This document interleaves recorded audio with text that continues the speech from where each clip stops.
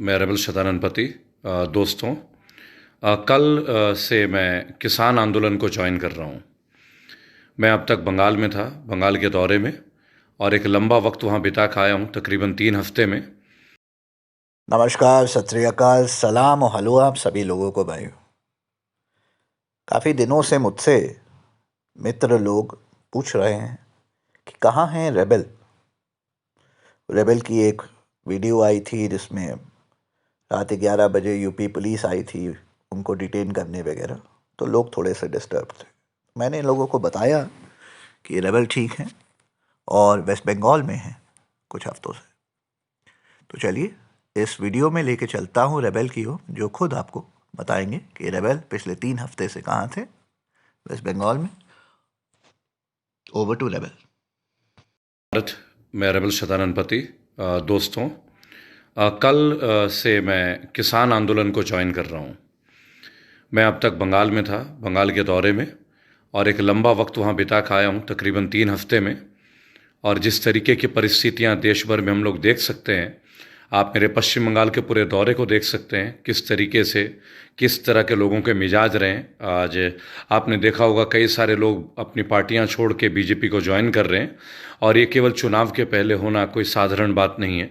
देखा जाए तो एक बहुत बड़ा एक मुद्दा है जो लोगों के सामने आ रहा है।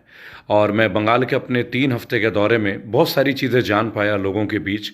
बंगाल माँ, माटी और मानुष की जगह, वीर रविन्द्रनाथ टैगोर, स्वामी विवेकानंद, राजा राममोहन रॉय के धरती से आया हूँ, और अपने आप को गौरवान्वित महसूस करता हूँ। लेकिन जिस तरीके से चीज़ें दिख रही हैं कि ठीक चुनाव के पहले सब टीएमसी को छोड़ के बीजेपी को ज्वाइन कर रहे हैं, ये कोई नेचुरल घटना नहीं है। ऐसा लगता नहीं है कि लोग राजनीति करना चाहते हैं। ऐसा लगता है जैसे खरीद फरोख्त चल रही हो। लोग बहुत जम के खरीदारी कर रहे हैं, शॉपिंग कर रहे हैं, एमएलएज वगैरह को खरीदने की तैयारी चल रही है। क्योंकि ये साधारण तौर पे नहीं होता कि 5 साल तक आप जिस पार्टी के साथ रहे, उसी पार्टी के साथ अब आप 1 मिनट के अंदर रियलाइज़ करते हैं कि ये पार्टी खराब है, और आप भाजपा का दामन पकड़ने लगते हैं। और ये तकरीबन सभी राज्यों में ऐसा ही हो रहा है। कोई एक राज्य ऐसा नहीं है जहाँ से ये चीज़ ना हो रहा हो। और देख के बहुत दुख लगता है। ऐसा लगता है जैसा प्रजातंत्र या डेमोक्रेसी का कोई चीज़ अब बचा ही नहीं है, जिस तरीके से हम लोग चीज़ों को देख रहे हैं। दोस्तों, मैं रेबल संगठन से, रेबल फाउंडेशन से, रेबल सदानंद पति कल किसान आंदोलन को ज्वाइन कर रहा हूँ, सिंघू बॉर्डर दिल्ली से। आप लोगों को बताना चाहूँगा कि दिल्ली के सिंघू बॉर्डर में, जहाँ किसानों ने 3 महीने से लगातार अपने आप को एक कुर्बानी की स्थिति में रखा है, 38 किसानों की मौत हो चुकी है। आपने कल भी देखा किस तरह किसान नेता ने, गुरुद्वारा प्रबंधक कमेटी के अध्यक्ष ने अपने आप को गोली मार ली। और ये कोई साधारण घटना नहीं है, एक बहुत बड़ी दुर्घटना है। लेकिन लोग अगर अपने प्राणों की आहुति दे रहे हैं तो ये कोई साधारण बात नहीं है। उनके पीछे की वजह को हमें जानने की ज़रूरत है। हमें ज़रूरत है अपने देश की स्थिति को समझने की, और हमें ज़रूरत है अपने देश के, राष्ट्र के लोगों के परेशानियों को समझने की। मैं रेबल सदानंद कल से किसान आंदोलन में अपना पूरी तरह से समर्थन देने के लिए मैं दिल्ली आया हूं, बंगाल के, झारखंड के, उड़ीसा के दौरे से। और मैं कल सिंघू बॉर्डर पे जाऊंगा। लेकिन आप लोगों को बताना चाहूँगा, जो सिंघू बॉर्डर है जहाँ पे दिल्ली में ये प्रोटेस्ट चल रहा है, वहाँ पे 1.5 किलोमीटर पहले गाड़ी को रोकना पड़ता है। और जिस जगह पे ये किसानों का प्रोटेस्ट चल रहा है वहाँ इंटरनेट की सुविधा नहीं है। मुझे ऐसा लगा जैसे जम्मू कश्मीर की तरह स्थिति हो गई। दिल्ली जो कि राजधानी है, और सिंघू बॉर्डर जहाँ पे किसानों का इतना बड़ा एक प्रोटेस्ट चल रहा है, उस प्रोटेस्ट के जगह में इंटरनेट का ना होना एक तरह से ये साबित करता है कि लोग अपनी भावनाओं को, विचारों को प्रकट ना कर पाएं। मुझे कहीं ना कहीं सरकार के काम करने के तरीके से बहुत कष्ट महसूस हो रहा है, लेकिन उससे भी ज़्यादा कष्ट मुझे उन तमाम हजारों लाखों किसानों के परिवार के लिए संवेदनाएं हैं। और मेरी भक्तिपूर्ण उन लोगों से एक बात होगी कि आप लोग नियमित समय से खाना खाएं। जो इस कड़ाके की ठंड में -डिग्री में आके लोग जम रहे अपने राष्ट्र को बचाने की ही कवायद है। ये किसान है, ये आतंकवादी नहीं है। ये किसान है, ये टेररिस्ट नहीं है। ये किसान है, धरती के वीर सपूत हैं, हमारे अन्नदाता हैं। इनकी वजह से आज हम सब कुछ खाने में सक्षम है, चाहे रोटी हो, चाहे सब्जियां हो। अन्न का एक निवाला भी जो आज हम खा रहे हैं किसान है। मैं तमाम उन मीडिया के चैनलों से एक हाथ जोड़ के विनम्र निवेदन करूंगा कि जब आप अपने अपने चैनलों में किसान आंदोलन का समाचार दिखाते हैं तो कृपया करके किसान किसान की परिभाषा बदलने का प्रयास ना करे, क्योंकि धरती इस बात की गवाह है, आसमान इस बात की गवाह है कि जब भी किसी ने किसान के ऊपर गलत करने का कोई प्रयास किया है, ऊपर वाले ने भी उसे सही रास्ता दिखाया है और उसका अंजाम बहुत बुरा हुआ है। आज किसान जो आंदोलन कर रहे हैं उन्हें आप टेररिस्ट, चरमपंथी, अर्बन नक्सलाइट नहीं कह सकते। आपको कहने के पहले 50 बार सोचना चाहिए।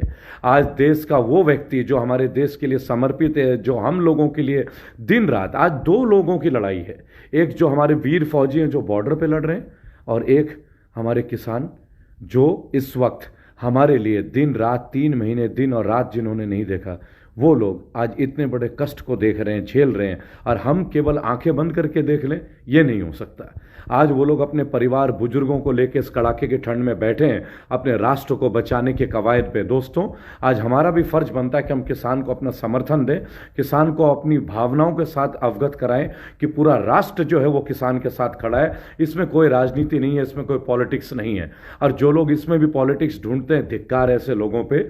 मैं रेबल सदानंद पति आप लोगों को ज्वाइन कर रहा हूं, किसान आंदोलन का अपना पूर्ण समर्थन देता हूं, और हां, मैं सरकार से इस बात का आग्रह करूंगा कि आप आगे आएं, और जिस तरह आपने बिल में किसानों को अपने साथ नहीं लिया, एटलीस्ट आप किसानों के बीच अब आएं, आप उन्हें रास्ता ना दिखाएं, आप उनसे आके पूछें, क्योंकि जड़ के बारे में, ज़मीन के बारे में, फसल के बारे में जानकारी नेताओं को नहीं है, किसानों को है। आपको ये बात समझना होगा, हमारे देश के जो किसान हैं वो किस किस तरह के परिस्थितियों से गुजर के इस जगह पे आज आके बैठे हैं, उन्हें कितना भय है आपकी नीतियों से। अगर आपकी नीतियां इतनी अच्छी हैं तो आप पहले किसान को अपने बीच में लेते, कॉन्फिडेंस में लेते, उन्हें अपनी सहमति में लेते, उनसे पूछते, लेकिन आपने उनसे पूछे बगैर एक पॉलिसी बनाई, और अब आप उन्हें कहते कि बातचीत करने का दौर है, आप आए। अब आप पुस्तक बांट रहे हैं, पुस्तकों में जानकारी बांट रहे हैं, ये उचित नहीं है। मैं माननीय सुप्रीम कोर्ट के एक फैसले का स्वागत करता हूं, जिसमें माननीय सुप्रीम कोर्ट ने आज एक बात बोला है कि विरोध करना सबका अधिकार है, हम किसी का विरोध नहीं रोक सकते, ये विरोध जब तक किसी को तकलीफ या कष्ट ना पहुंचाए। तो मेरे दोस्तों, मेरे साथी देशवासियों और भारत के वीर निवासियों, मैं रेबल सदानंद पति आप सबसे एक बात कहना चाहूँगा कि निरंतर 3 महीने से पंजाब, हरियाणा से लेकर देश के कोने कोने के जो किसान हैं, इस कड़ाके के ठंड से ट्रैक्टर में आके, कोई टेंट में आके अपने परिवार, अपने माता पिता, बच्चों को छोड़ के हमारे अपने लिए वहाँ आके बैठे हैं। ये कोई वैसे लोग नहीं है, इन्हें आपसे कुछ नहीं चाहिए। ये दिन भर मेहनत करते हैं, बारिश में तपते हैं, गर्मी में तपते हैं, भीगते हैं जाड़ों में, रबी के फसल के लिए, धान की खेती के लिए, सब्जियों के लिए, ये अन्नदाता हैं। वक्त है कि देश और राष्ट्र के सारे लोग समर्पित होकर, एकजुट होकर हम इनकी सहायता करें। अगर हम ये चीज़ नहीं करें तो कहीं ना कहीं हम अपने देश को ही नुकसान पहुंचा रहे हैं। हमें ये बात समझना होगा दोस्तों कि जो किसान हैं आज जिस स्थिति में है, इस बदहाल स्थिति में, आप देखिए यूपी में गन्ना किसानों को आज तक उनका पेमेंट नहीं मिला है। इंडस्ट्रियलिस्ट के लोन माफ़ हो जाते हैं, लेकिन गन्ना किसानों को उनका पैसा नहीं मिलता है। आज मछली वाले जो लोग हैं, जो मछली पालन करते हैं, अगर एक बीमारी लग जाए उनको इंश्योरेंस के पैसे तक नहीं मिलते। आज जो लोग डेयरी फार्म का काम करते हैं, जो लोग पिग फार्म का काम करते हैं, जो लोग अन्न उगाते हैं, जब सूखा पड़ता है तो उन्हें क्या हासिल होता है, जब बाढ़ आ जाती है। आपने बिहार की बाढ़ की स्थिति देखी थी, किस तरीके से लाखों हेक्टेयर जमीन की फसल बर्बाद होगी, क्या मिलता है उनको। आपने बंगाल में देखा होगा जब अम्फान तूफान आया, लाखों की फसल, करोड़ों की फसल नष्ट हो गई, क्या मुआवजा मिला है। आप सोचिए, उस मुआवजे से कौन से परिवार का भरण पोषण हो सकता है। दोस्तों, अगर इस वक्त भी कोई अपना गुणगान करने में लगा रहे, पुस्तक बांटने में लगा रहे कि नहीं ये पॉलिसी बहुत अच्छी है, तो मुझे ऐसे लोगों पे तरस नहीं, बहुत दुख होता है। क्या आप भूल गए गेहूं की फसल, चावल की खेती, अब विभिन्न तरह के साग, विभिन्न तरह के अन्न, ये जो हम लोग उगा के हमें देते हैं, वो लोग केवल एक शांतिपूर्ण तरीके से अपनी बात ही तो कह रहे हैं। अगर सरकार ने उनके लिए ये पॉलिसी बनाई है, अगर सरकार ने उनके लिए बिल लाया है, तो सरकार को उनसे पूछना चाहिए। और अगर सरकार को लगता है कि ये बहुत अच्छा है, तो किसान उसे रिजेक्ट क्यों करेंगे। क्यों नहीं आप उसे होल्ड पर रख दीजिए, अभी कैंसिल कर दीजिए। आइए किसानों के बीच बैठिए, आइए देश के विभिन्न क्षेत्र के किसानों से जाके बातचीत कीजिए, एक एक किसान के हालात को देखिए। कितने किसानों ने आत्महत्या कर लिया। कल आपने खुद देखा कि देश के एक बहुत बड़े नेता ने, किसान नेता ने, जो कि एक धार्मिक गुरु भी थे, उन्होंने अपने आप को आत्महत्या कर लिया। वो इतने दुखी थे। जिस तरीके की रिपोर्ट आ रही है, जो रिपोर्ट्स हम टेलीविजन में देख सकते हैं, क्या ये सही हो रहा है?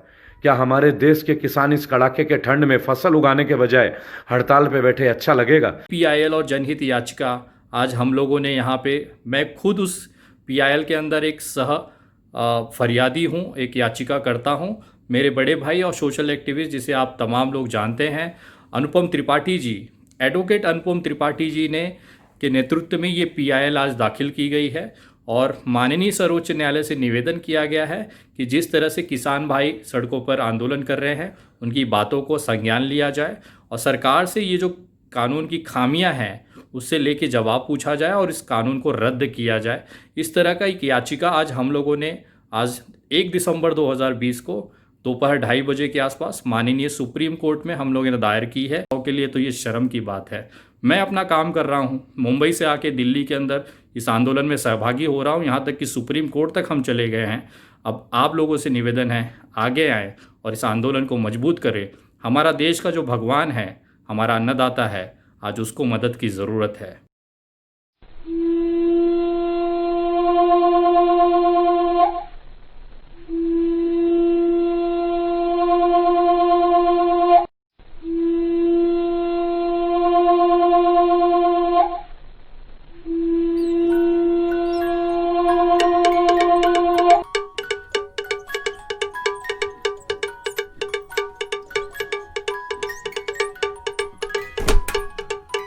जोर से बोलो सब लोग।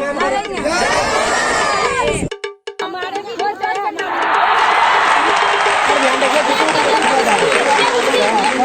तो भाई इधर से नहीं आ बताया जाता है बहुत बड़ा नंबर लिखा हुआ इसका।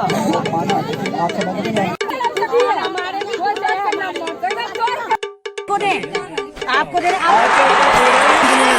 बार जोर से बोलेंगे, जोर से बोलेंगे।